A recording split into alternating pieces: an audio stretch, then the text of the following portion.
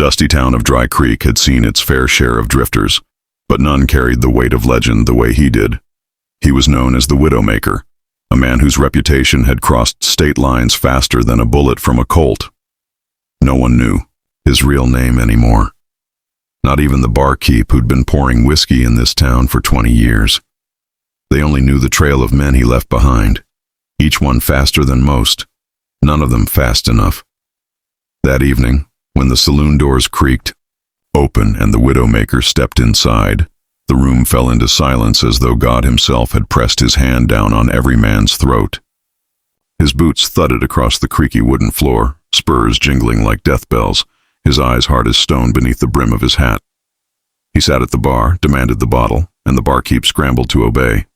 But trouble was never far when he walked into a room, and sure enough, a ranch hand who'd had more whiskey than sense pushed back from a poker table, staggered to his feet and snarled, "You're gonna regret this, stranger." The room tensed, everyone waiting for the draw, but the Widowmaker didn't move. Instead, he smiled. Slow, dangerous, a smile that said he'd already seen how this story would end. He leaned closer to the man, close enough that his words fell like ice down the ranch hand's spine, and whispered, "Not as much as you will." The man's bravado faltered, sweat breaking out as his hand twitched near his belt.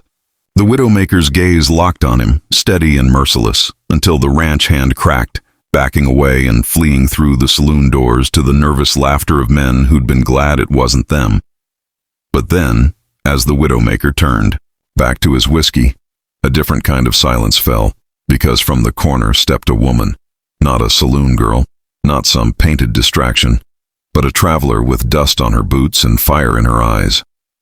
She stared at him as though she saw past the legend, past the name, and into the man himself. "You think you scare them," she said, her voice sharp as a knife. "But I see something else. You're not just a killer, you're a man who's forgotten what it means to live." The Widowmaker froze, his hand tightening on his glass. No one dared speak to him that way, yet instead of anger, he felt curiosity coil in his chest, sharp and unwanted. He stood, walked toward her, and when he leaned down, so close she could feel his breath, he whispered, "Careful, darling. You keep talking like that, you might end up buried with the rest of them." But she didn't flinch. Her eyes burned brighter, and she whispered back, "Maybe I'd rather die than live afraid." For the first time in years, the Widowmaker didn't know what to say. His smile flickered, changed, softened into something even he didn't recognize. That night in Dry Creek, the legend shifted. For once, the Widowmaker had met someone who didn't fear him, and that unsettled him more than any gun ever had. The Widowmaker rode out of Dry Creek the next morning with the sun bleeding across the horizon, but the memory of her voice followed him like a ghost he couldn't shake. He tried to bury it beneath the sound of hooves pounding dirt, tried to drown it in the burn of whiskey at the next town over. But everywhere he went, he heard her words echoing. "You're not just a killer, you're a man who's forgotten what it means to live." For a man who had made peace with being a shadow, it was a wound deeper than any bullet. Days later, when he stopped in a canyon town called Red Rock, he expected the same thing as always: fear in the eyes of strangers, silence when he walked in, and a quiet corner where he could drink until nightfall. Instead, he found her again. She was standing in the middle of the street, arguing with a group of men twice her size, her voice steady even as they laughed and jeered. He recognized her instantly, the woman who'd dared look through him in Dry Creek. Something in his chest tightened, a strange mix of anger and admiration. The men surrounding her were rough types, outlaws by the look of them, and one had already grabbed her by the wrist. Before he knew what he was doing, the Widowmaker was there, his shadow falling across them. "Let her go," he said, voice flat but carrying enough weight to silence the street. The outlaw holding her sneered, "Or what? You gonna regret sticking your nose where it don't belong?" That was when it happened. The line.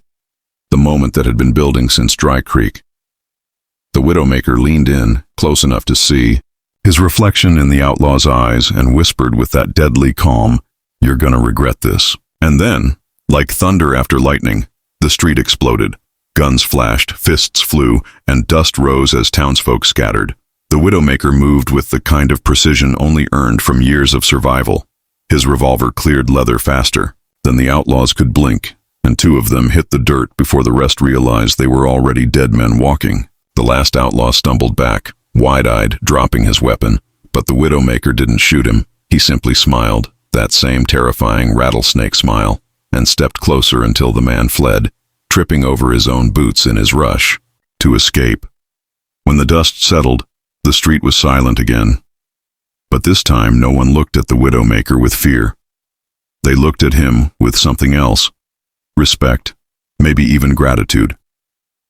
He turned then, his gaze finding her.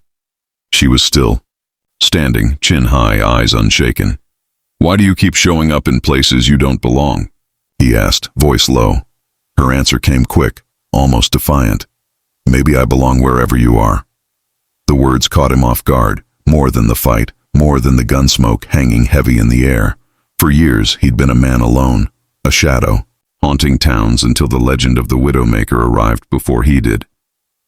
But now, with her, something shifted. Maybe he wasn't meant to be just a ghost. Maybe for the first time he could choose to be more. He tipped his hat, gave her the faintest smile, not cruel, not cold, but real, and together they walked down that dusty street, two souls bound not by fear, but by the dangerous chance of hope. And that, my friends, is where this story truly begins. If you want to hear what happens when the Widowmaker finally lets someone close, when the most feared man in the West risks more than his life for a woman who refuses to be afraid, then stay with us. There's more dust, more danger, and more fire ahead in this tale. So don't forget, hit that subscribe button right now, because you won't want to miss the next chapter of this powerful story.